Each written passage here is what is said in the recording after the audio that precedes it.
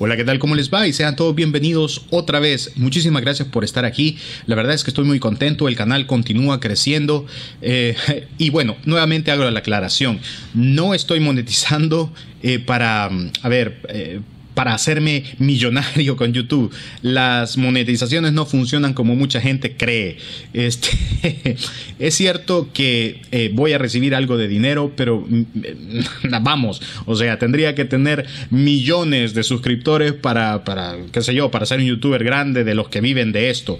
No, la verdad es que lo que reciba de monetizaciones lo pienso utilizar para mejorar un poquito el canal, para tal vez llevar otro tipo de temáticas, para hacer de vez en cuando algún video un tanto con un valor más grande de producción. Así es que no se preocupen, la independencia, eso sí, en cuanto a los temas, continúa. O sea, yo aquí no me voy a autocensurar, voy a seguir siendo crítico, de eso sí, que no les quepa ni la menor duda. Porque ya recibí un par de críticas ahí diciendo, ya ves, te has vendido y todo. No, tampoco es así la cosa. O sea, uno también se esfuerza, uno también invierte y entonces algo hay que recuperar de todo esto, ¿no? Porque esto es tiempo y energía que uno invierte. Pero bueno, así es que hasta aquí las disculpas.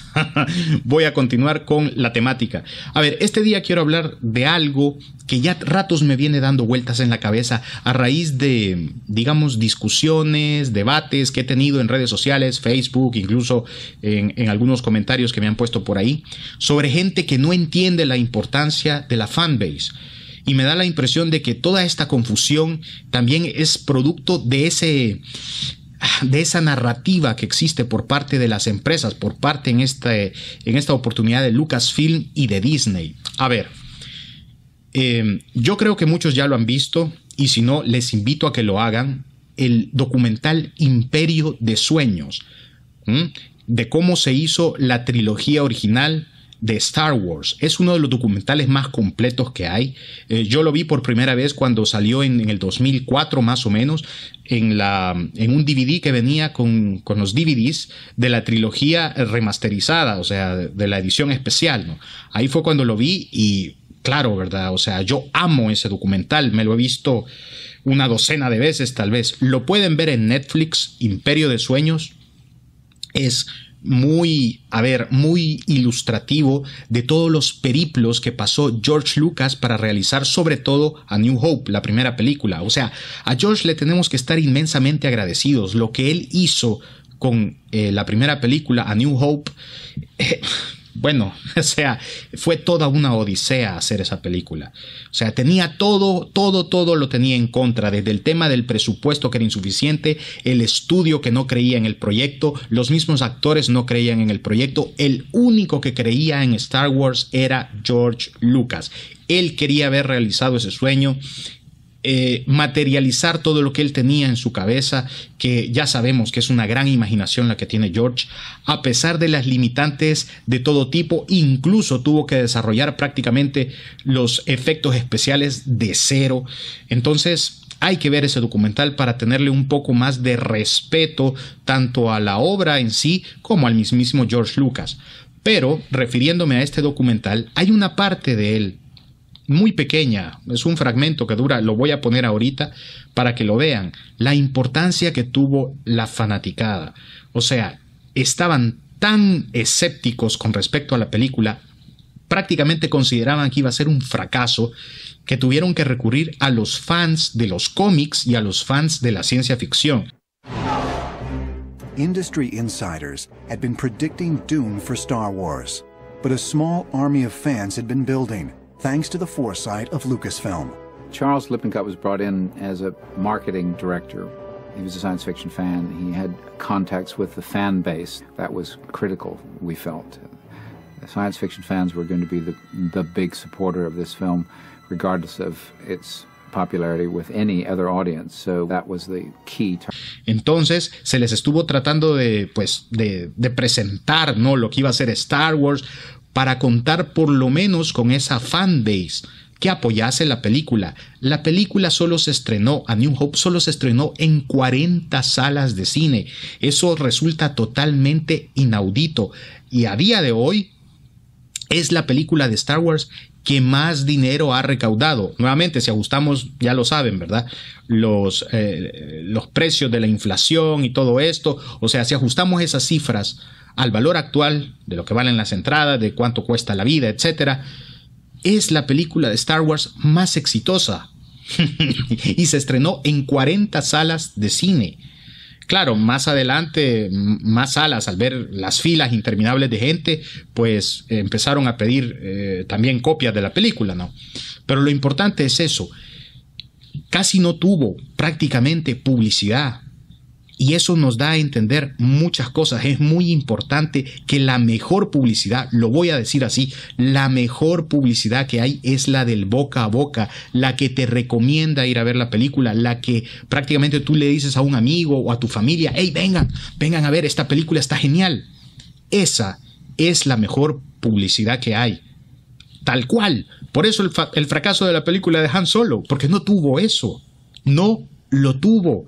Punto. La película está más o menos bien, que no. No, no. La primera película de Star Wars no necesitó esas campañas multimillonarias. Fue el boca a boca lo que trajo a la gente. Es que si una película es buena, si una película es buena, va a atraer gente. Y Star Wars no solo era buena, era un fenómeno. Nuevamente, la fanbase, las comunidades de fans jugaron un papel preponderante. Y no lo estoy diciendo yo. Lo dice la historia de Star Wars. Entonces, ¿qué es lo que tenemos en esta época? En esta época tenemos la visión de Lucasfilm y de Disney de no darle esa importancia a los fans. ¿Por qué es esto? Porque son muy difíciles de complacer. George Lucas, él ya se enfrentó a esto con las precuelas. Él mismo lo dice en un par de documentales, pero hay mucha gente que dice George Lucas odiaba a los fans. Eso es una gran falacia, pero así es la falacia más estúpida que se les puede ocurrir decir para tratar de justificar su propia narrativa. A ver, incluso hay un video aquí, lo voy a poner también en YouTube, donde cortan prácticamente solo un trozo de las declaraciones que da George. You go to make a movie and all you do is get criticized and people try to make decisions about what you're going to do before you do it. You know, it's not much fun. And you can't experiment. You can't do anything. You have to do it a certain way. Y George es claro. Él dice que es difícil que constantemente los fans te estén diciendo qué es lo que debes de hacer, porque eso te limita. Pero también en el mismo video, en el fragmento que él dice, tú debes de hacerlo de determinada manera. Él está consciente. Eso es lo que mucha gente no logra comprender. George sabía que era una limitación, lo que los fans constantemente te estaban diciendo y todo, pero tú debes hacerlo. Él mismo asume esa parte. Eso es ser una persona inteligente. A ver, tampoco es cierto que odie a los fans. De hecho, firma autógrafos para los fans, en otro fenómeno muy interesante. A ver, hay gente que lo que hace es cazar autógrafos, ¿no? Lo que hacen es que pides que te firmen un trozo de papel y luego lo suben a eBay o donde sea y piden una cantidad de dinero por ese autógrafo, ¿no? Y George está consciente de eso y a pesar de eso, él firma los autógrafos. Tú puedes ver en eBay los precios por un autógrafo de George Lucas. Ahora bien, dependiendo de donde esté el autógrafo estampado, vas a encontrar cosas que valen miles de dólares y vas a encontrar otros que valen unos cuantos cientos. Él mismo lo dice en el video. O sea, aquí lo que estoy haciendo es dándole esta gente lo que quiere es el dinero, ¿no? I think they've already made their decision. No, I'm not going to keep doing that, guys.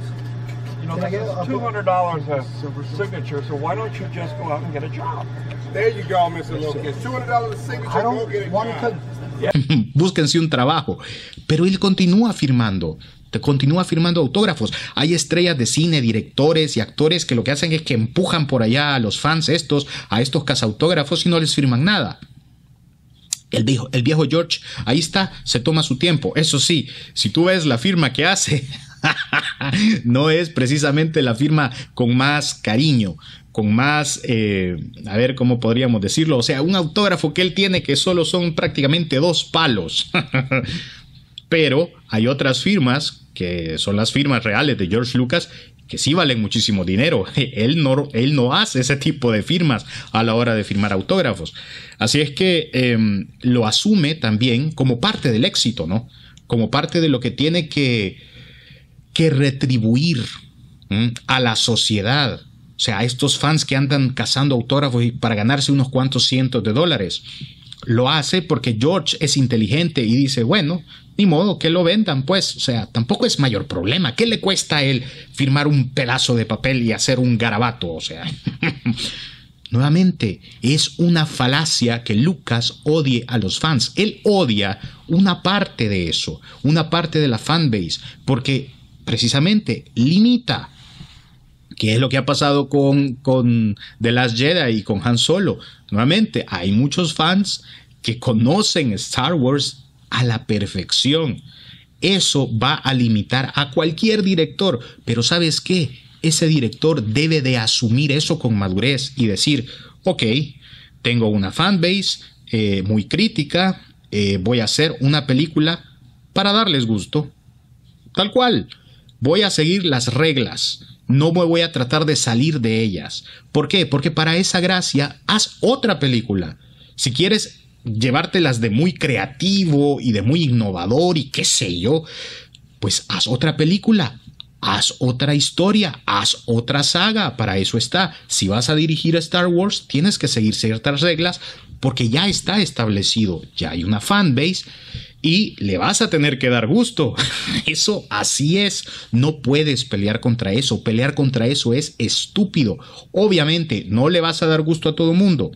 Pero hay un marco. Hay una serie de reglas. Hay ciertas cosas con las cuales perfectamente tú puedes tratar de complacer. Con la película de Han Solo, Lawrence Kasdan y John Kasdan lo intentaron de la peor manera. Porque otra cosa que no puedes hacer, y pasó con The Force Awakens, y ahí sí cayeron en la trampa los fans, es tratar de engañarlos. O sea, ofrecer un producto que parece nuevo, pero es una fórmula que ya está repetida. O sea, solo estás repitiendo la fórmula. Entonces, también, como los fans, ¿verdad?, se valen un poco de la nostalgia y todo eso, pueden caer en ese tipo de trampas, pero caen una vez. Ese es el problema. A ver, George sabía que iban a haber elementos en el capítulo 7, 8 y 9 que no iban a gustar. Pero también estaba decidido a hacerlo porque quería terminar de contar su historia. ¿Qué es lo que un fan, realmente un fan, más anhela? Que le sigan contando historias nuevas. Van a haber cosas, porque es la mente del creador, que tú no las vas a comprender con toda seguridad. Pero es nuevo. Y el mayor homenaje, el mayor tributo que le puedes hacer a un fan es contar cosas nuevas, pero dentro del marco. No lo que hizo Rian Johnson, que intencionalmente trató de no complacer a los fans. ¿Ves cómo es totalmente diferente? ¿Ves cómo es un equilibrio muy sutil y se necesita una alta dosis de inteligencia y sobre todo de compromiso? Algo que a una empresa, a una corporación le va a costar muchísimo, muchísimo trabajo hacer. George lo podía hacer porque era su obra. Él sabía que por una parte podía complacer a los fans, pero por otra tenía su propia visión, su propia concepción que no necesariamente iba a agradar a todos. A mí en lo personal eso me parece de un tremendo valor, pero es que eso es arte. Es justamente la definición de arte, es la visión del creador, del artista, que por una parte sabe que tiene un público al que se debe, lo tiene, entonces no va a poder salirse de cierto marco, ¿no? Puede ser que eso en determinado momento te moleste, te frustre, pero George lo quería hacer. Lo quería hacer, era su intención terminar la historia. Eso es algo que a mí realmente me duele, me llena de frustración y de tristeza, porque yo sí valoro la obra de arte en sí.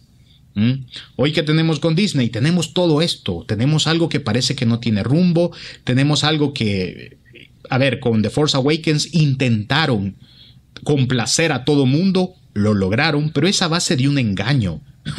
O sea, te están dando un remake del episodio 4.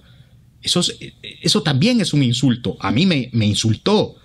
Muchos hasta ahora se están dando cuenta de que fue un insulto a tu inteligencia.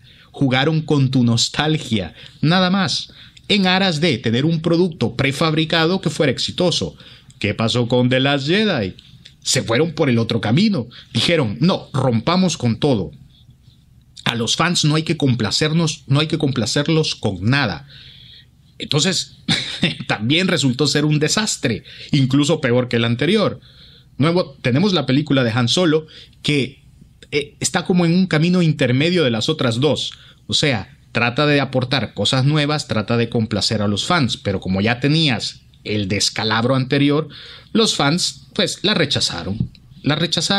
Si no hubiese ocurrido lo de The Last Jedi, estoy seguro que la película de Han Solo le hubiese ido mejor.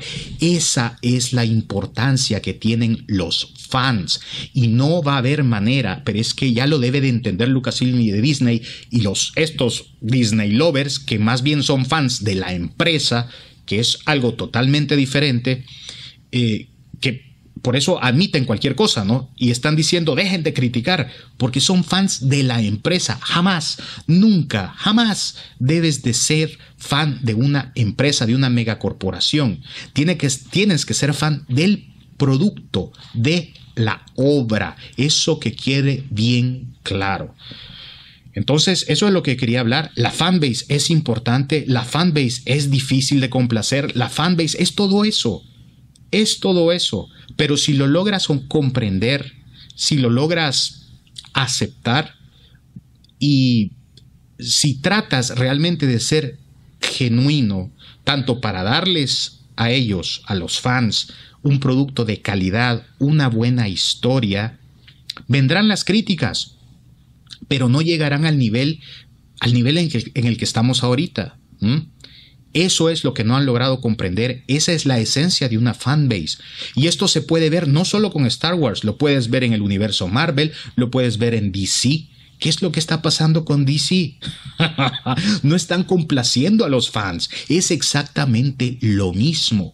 Yo siempre fui fan más de Superman. Bueno, mis dos héroes son Superman y el Hombre Araña. Pero digamos que originalmente mi héroe principal es Superman.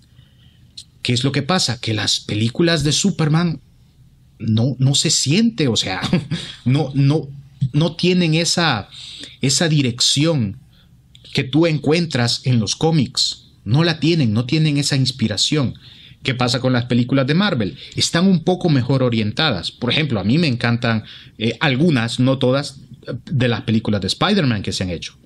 Spider-Man, la segunda con Tobey Maguire, o sea, me gusta más que la primera y casi que el consenso es que la segunda está mejor.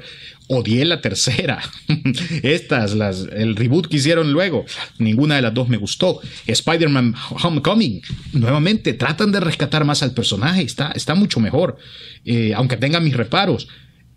La versión que tuvimos de Spider-Man en Avengers, o sea, ¿lo ves? Sí, constantemente están tratando de darle gusto a los fans. Es que de eso se trata. Nada de esto existe sin los fans. Y por supuesto, como toda dinámica, como toda comunidad humana, estará lleno de diferentes visiones, de diferentes posturas, pero no debes jamás ser fan de la empresa que está haciendo esto. Tienes que ser fan de la obra. Eso es todo lo que quería compartir con ustedes sobre este tema. No sé si se entenderá. Igual, estas son valoraciones mías, subjetivas, sujetas totalmente a debate, pero a debate inteligente. No a insultos de eres un gordo miserable con la cabeza llena de caca. Eso a mí no me dice absolutamente nada. Lo de gordo me preocupa.